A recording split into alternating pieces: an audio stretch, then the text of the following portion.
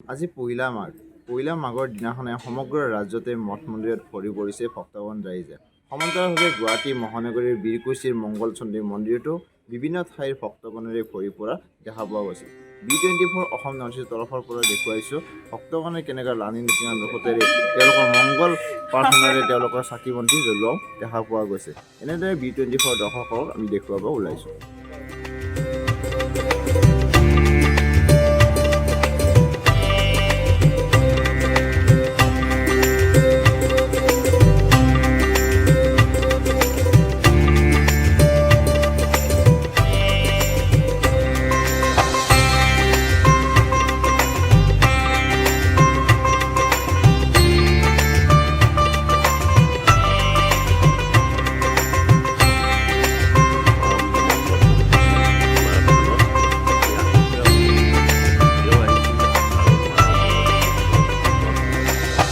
যদি কামনা কৰে সেইটো ফলপ্ৰাপ্তি হয় বুলি সকলোৱে কয় আৰু আমিও সেইটো ফলপ্ৰাপ্তিৰ হেৰিটো পাইছোঁ।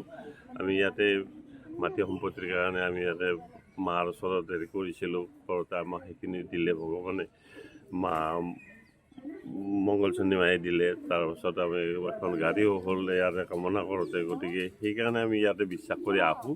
গতিকে সঁচাকৈ ভাল লাগে এইখিনিত আহি, নিৰল নিস্তব্ধ, তাৰোপৰি সঁচাকৈ থানখনৰ মাহিত্য আছে। গতিকে ৰাইজেও সাহসক একেলগে আহিলে তেওঁলোকে গম পাব, নিজে আহিলে খুবেই ভাল লাগে সঁচাকৈ ইয়াত।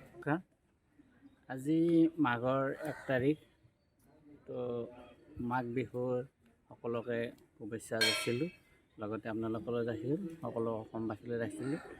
আজি এই মা মংগলচন্দ্ৰী থানত আমি সময় পালে আহোঁ, কিন্তু আজি যিহেতু মাঘৰ 1 তাৰিখ পৰি গ'ল এটা, আৰু আমাৰ এই মংগলচন্দ্ৰী থানৰ বহুত মাহাত্ম্য থকা বুলি আমি সকলোৱে ভাবোঁ।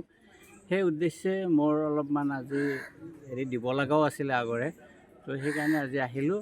আৰু ইয়াত বহুত ভক্তগণ আহিছে আৰু সদায় আহিয়ে থাকে এনেকৈ, তো সেইকাৰণে আমি আজি আহিলোঁ মংগলচন্দ্ৰী থানত, সকলো ৰাইজৰ মংগল কামনা কৰিলোঁ, আমাৰ ঘৰৰো মংগল কামনা কৰিলোঁ।